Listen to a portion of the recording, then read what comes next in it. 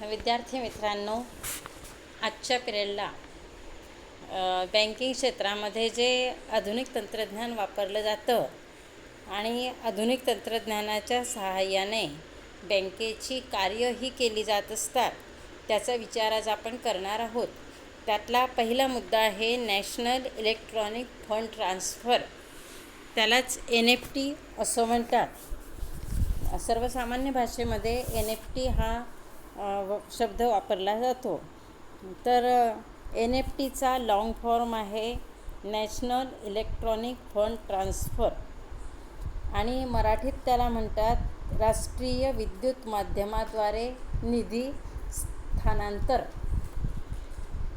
तर साध्या सोप्या भाषेत तुम्हाला सांगते, NFTचा अर्थ असा आहे की एखाद्या व्यक्तीला दुसऱ्या व्यक्तीच्या खात्यावर किंवा एका बँकेतील पैसे दुसऱ्या बँकेत जर ट्रान्सफर करायचे असतील तर NFTचा एक छोटासा फॉर्म बँक देत असते. तो फॉर्म आपण भरायचा असतो आणि तो फॉर्म भरला की एक अर्ध्या तासाच्या आत आपले पैसे त्या व्यक्तीच्या खात्यावर किंवा त्या बँकेच्या खात्यावर जमा होत असतात. म्हणजेच पैसे ट्रान्सफर करण्याची अतिशय साधी, सोपी, सुटसुटीत ही पद्धत आहे. तर बँकांनी जे विविध तांत्रिक उपकरणांचा वापर करण्यास सुरुवात केली आहे, त्यामुळे अत्याधुनिक तंत्रज्ञानाचा वापर बँकेमध्ये केला जातो आणि त्यामुळे बँकेच्या कार्यक्षमतेत वाढ होण्यास मदत झालेली आहे. तर आधुनिक तंत्रज्ञान यामध्ये कॉम्प्युटरचा वापर हा मोठ्या प्रमाणावर झालेला आहे. बँकिंग क्षेत्रात संगणकीकरण झालेलं आहे, कॉम्प्युटरायझेशन झालेलं आहे. त्याचप्रमाणे credit card, debit card, ATM, core banking अशा नवीन पद्धतीचा वापर बँकिंग क्षेत्रात होत आहे. आणि त्यामुळे काय झालं आहे, पूर्वीचं जे चेक होतं, ड्राफ्ट होतं, तर अशा पतसाधनं ही काळाच्या ओघात लुप्त झालेली आहे. कारण चेकच्या आणि ड्रॉपच्या सहाय्याने व्यवहार करण्यापेक्षा ही इतर साधनं ही लवकर काम करणारी आहेत, कमी त्रासदायक आहेत आणि पटकन पैसे ट्रान्सफर करणारी आहे. आणि म्हणून असं म्हटलं जातं की चेक ड्रॉपचा जमाना आता जवळजवळ संपुष्टात आलेला आहे. तर त्याचप्रमाणे टेलिबँकिंग, मोबाईल बँकिंगच्या माध्यमातूनही घरी बसून आपल्या खात्यातील रक्कम आपण दुसऱ्या खात्यात स्थानांतरित करू शकतो. तर अशा रीतीने टेलिबँकिंग आणि मोबाईल बँकिंगमुळे सुद्धा घरबसल्या आपल्याला बँकांचे आर्थिक व्यवहार करता येणं सहज शक्य झालेलं आहे.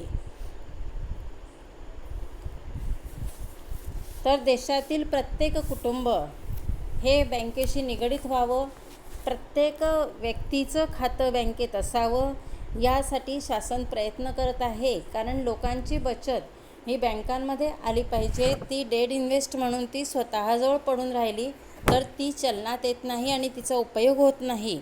त्यापेक्षा जर प्रत्येक खातेदाराने प्रत्येक व्यक्तीने खातं काढलं तर तिला बचतीची सवय लागते, तिची बचत वाढते आणि मृतसंपत्तीच्या रूपात जो पैसा तिच्याकडे पडून होता तो चलनात येत असतो. आणि म्हणून शासनाचा असा प्रयत्न आहे की प्रत्येक कुटुंब हे बँकेशी निगडीत झालं पाहिजे, प्रत्येक कुटुंबाचं बँकेत खातं असलं पाहिजे. तर अशा रीतीने प्रत्येक व्यक्तीचं बँकेत खातं असण्याच्या दृष्टीने शासन प्रयत्न करीत असून बँकिंग व्यवहारातून कागदाचा वापर कमीत कमी करण्याचा प्रयत्न होत आहे. कदाचित भविष्यात कागदी चलनाची प्रत्यक्षात हाताळणी सुद्धा कमीत कमी होईल असं आपल्याला दिसत आहे. तर आता आपण बघतोय NFT national electronic fund transfer ही सुद्धा रक्कम एका शाखेतून दुसऱ्या शाखेत, एका व्यक्तीकडून दुसऱ्या व्यक्तीकडे त्वरित हस्तांतरित करण्याचा एक प्रकार आहे. म्हणजेच हा RTGS प्रमाणेच प्रकार आहे. NFT हे RTGS प्रमाणेच आहे की एका खात्यातून दुसऱ्या खात्यामध्ये पैसे ट्रान्सफर होतात किंवा एका व्यक्तीच्या खात्यातून दुसऱ्या व्यक्तीच्या खात्यावरती ते त्वरित ट्रान्सफर होत असतात. फक्त फरक एवढा आहे की 3 लाख रुपयापर्यंतची जर आपल्याला रक्कम स्थानांतरित करायची असेल तर ती NFTच्या सहाय्याने केली जाते. आणि जर 3 लाखापेक्षा जास्त रक्कम जर आपल्याला स्थानांतरित करायची आहे तर मात्र RTGSचा वापर करावा लागतो. म्हणजेच कमी रकमेचे स्थानांतरण करण्यासाठी NFTचा वापर केला जातो. कमी रक्कम तरी ती 3 लाखापर्यंतची असते आणि 3 लाखापेक्षा जर वरची रक्कम एका ठिकाणून दुसऱ्या ठिकाणी स्थानांतरित करायची असेल तर RTGSचा वापर केला जात असतो. तर बँकेच्या सर्वच शाखांमध्ये कॉम्प्युटरचा वापर करण्यास सुरुवात झाल्यामुळे व प्रत्येक शाखा तसेच विविध बँका ह्या कॉम्प्युटरच्या माध्यमातून एकमेकाला जोडल्या गेल्याने ग्राहकांना एका गावातून किंवा शहरातून दूरच्या कोणत्याही शहरातील व्यक्तीस रक्कम ट्रान्स्फर करण्याची सुविधा उपलब्ध करून देण्याच्या उद्देशाने रिझर्व्ह बँकेने ही NFTची पद्धती उपलब्ध करून दिलेली आहे. तर अशा रीतीने NFTच्या सहाय्याने एका ठिकाणून दुसऱ्या ठिकाणी पैसे ताबडतोब पाठविणे शक्य झालेले आहे. मग ते एका व्यक्तीकडून दुसऱ्या व्यक्तीकडे असो किंवा एका बँकेतून दुसऱ्या बँकेकडे असो. तर खातेदाराला आपल्या खात्यातून दुसऱ्या भागात राहणाऱ्या व्यक्तीला त्वरित रक्कम पाठवता यावी यासाठी आधुनिक तंत्रज्ञानाचा व इलेक्ट्रॉनिक साधनांचा वापर बँकांनी करावा व रक्कम पाठवण्याच्या बाबतीत जो वेळ लागत होता तर तो कमी लागावा आणि उद्योग क्षेत्राला चालना देण्याच्या दृष्टीने 1994मध्ये रिझर्व्ह बँकेला सराफ समिती एक रिझर्व्ह बँकेने स्थापन केली होती आणि त्या सराफ समितीने व रिझर्व्ह बँकेला अशी सूचना केली होती की संगणकामुळे सर्वच बँका एकमेकाशी निगडीत झालेल्या असल्याने अंतर जरी दूर असले तरी त्याचा कोणताच परिणाम हा होत नाही. तर सराफ समितीने जी सूचना केली होती त्या सूचनेनुसार रिझर्व्ह बँक ऑफ इंडियाने EFT पद्धत सुरू केली होती. म्हणजेच पैसे ट्रान्स्फर करण्यासाठी ही EFT पद्धत सुरू केली होती. तर ती पद्धत ही the Reserve Bank of India national electronic fund transfer system या नावाने ओळखण्यात येत होती. कालांतराने मात्र ही पद्धत NEFT या नावाने प्रचलित झाली आहे. म्हणजेच रिझर्व्ह बँकेला सराफ समितीने अशी पैसे ट्रान्स्फर करण्याची पद्धत सुरू करण्याची सूचना दिली होती आणि त्यानुसार रिझर्व्ह बँकेने EFT ही पद्धत पैसे ट्रान्स्फर करण्यासाठी सुरू केली होती.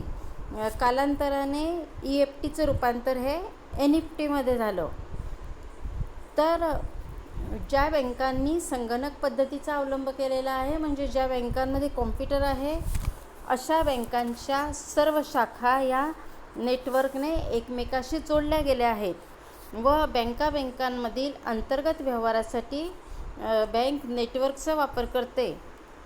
त्याच बँका आपल्या खातेदारांना NFTची सुविधासुद्धा उपलब्ध करून देऊ शकतात.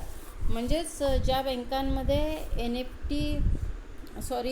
बँकांमध्ये कॉम्प्युटरचा वापर केला जातो त्या बँका इतर बँकांशी संगणकाच्या सहाय्याने जोडल्या गेलेल्या आहेत आणि त्या बँका आपल्या खातेदारांना NFTची सुविधाही उपलब्ध करून देऊ शकतात. तर NFTच्या सहाय्याने रक्कम ही लवकरात लवकर एका व्यक्तीकडून दुसऱ्या व्यक्तीकडे किंवा एका बँकेतून दुसऱ्या बँकेकडे त्वरित पाठविता येते.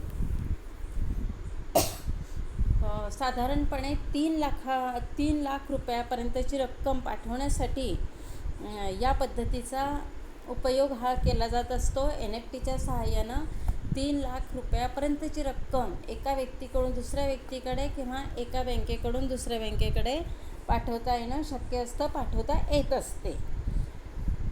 ज्या व्यक्तीस रक्कम पाठवायची असेल ती व्यक्ती बँकेत एक अर्ज मिळतो किंवा छोटासा फॉर्म त्या व्यक्तीला मिळतो आणि तो फॉर्म ती फक्त भरत असते. बाकी तिला काहीच करावं लागत नाही आणि त्या बँकेमध्ये कोणत्या बँकेला पैसे पाठवायचे आहेत त्या बँकेचं नाव, त्या बँकेचा IFSC कोड आणि किती रक्कम पाठवायची आहे ते आणि खातेदाराची सही, बस एवढीच माहिती असते.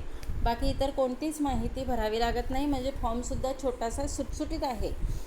खातेदाराला त्रासदायक असा फॉर्म तो नाही, क्लिष्ट फॉर्म नाही आहे. अगदी साधा सोपा फॉर्म भरला की बँक लगेच कारवाई करत असते. तर ती कारवाई कशी करते तर ते थोडंसं आपण बघूया. तर ग्राहकाकडून जो लेखी विनंती अर्ज येतो, त्या अर्ज म्हणजेच तो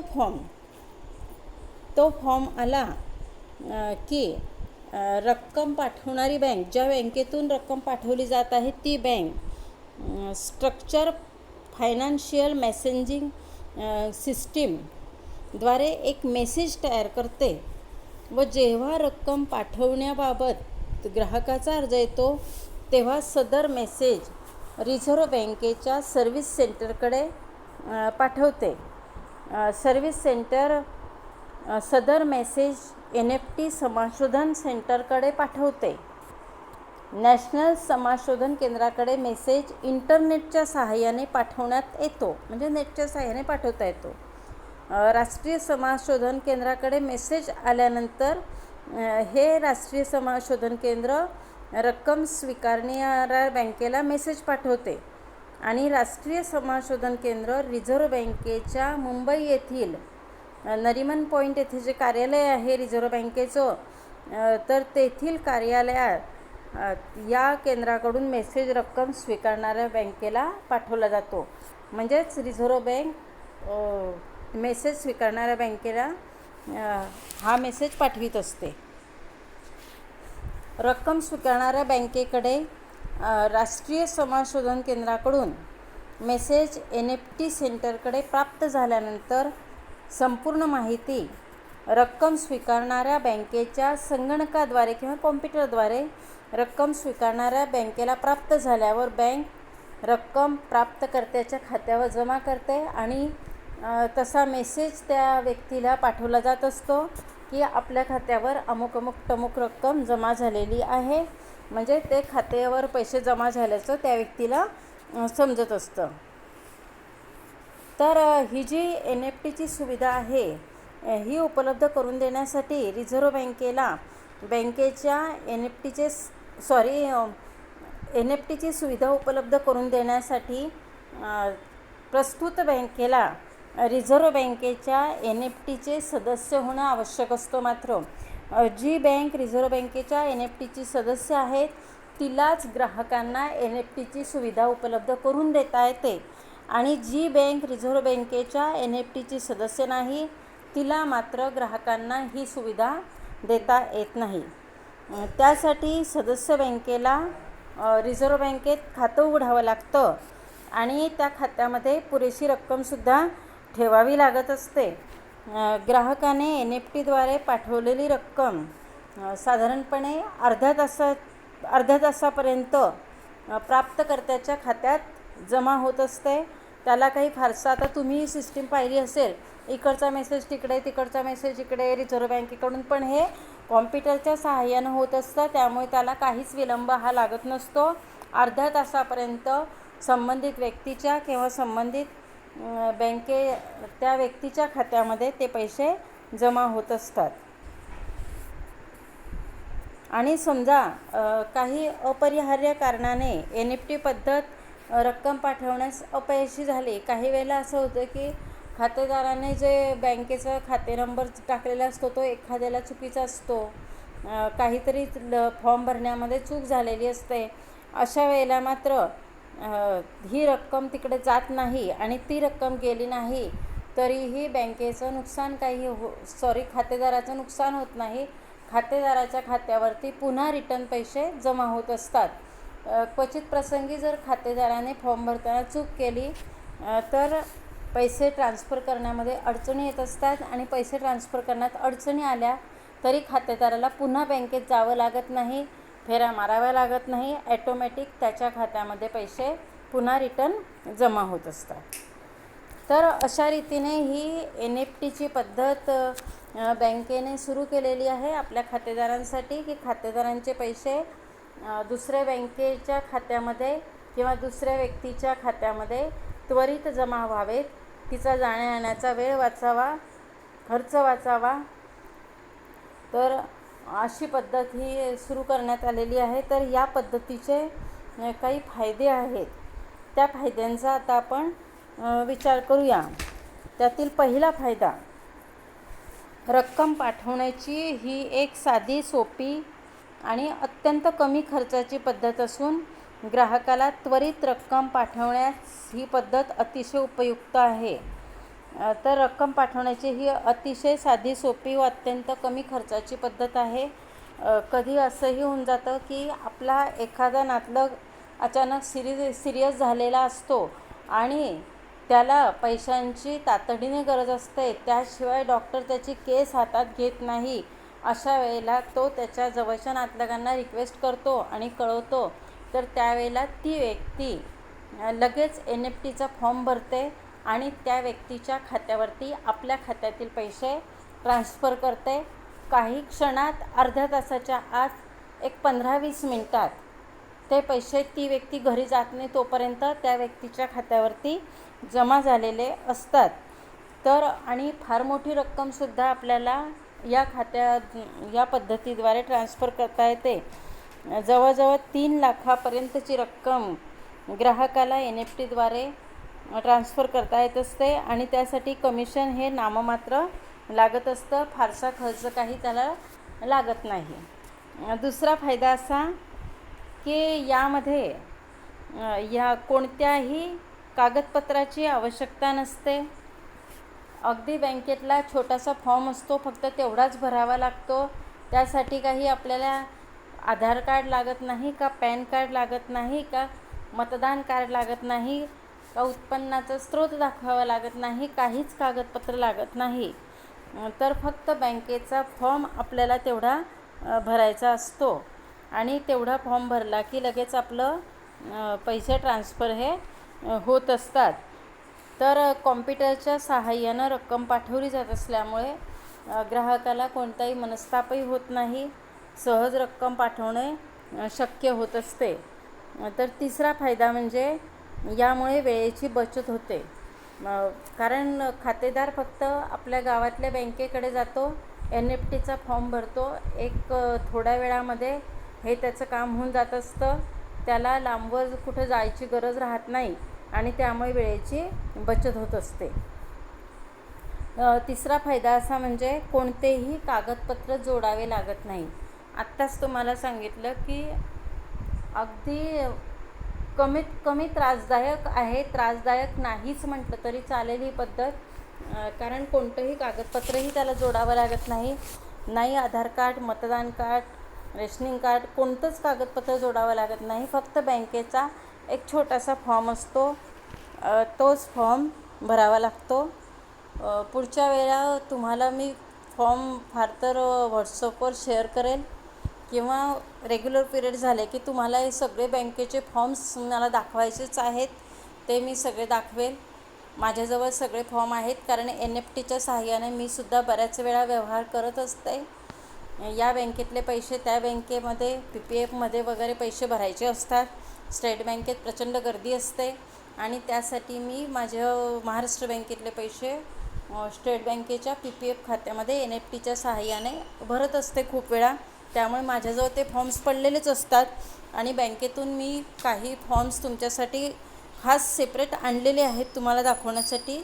ते व्हॉट्सअपवर शेअर करेल किंवा जेव्हा आपली समक्ष भेट होईल तेव्हा सर्व दाखवणारच आहे. तर शेवटचा फायदा म्हणजे सहज रक्कम पाठवणं शक्य. तर NEFTच्या सहाय्यानं एका व्यक्तीच्या खात्यावरून दुसऱ्या व्यक्तीच्या खात्यावर किंवा एका बँकेच्या खात्यातील रक्कम दुसऱ्या बँकेच्या खात्यात जमा करणं सहज शक्य होतं आहे. तर अशा रीतीने NEFT ही पैसे ट्रान्स्फर करण्याची सुविधा रिझर्व्ह बँकेने जी उपलब्ध करून दिली आहे ती खातेदारांच्या दृष्टीने खरोखर खूपच सोयीस्कर झालेली आहे. कमीत कमी वेळ लागणारी, कमीत कमी खर्चिक आणि कमीत कमी मनस्ताप होणारी अशी ही पद्धत आहे. फार अल्प काळामध्ये पैसे एका ठिकाणाहून दुसऱ्या ठिकाणी ट्रान्स्फर करता येणं सहज शक्य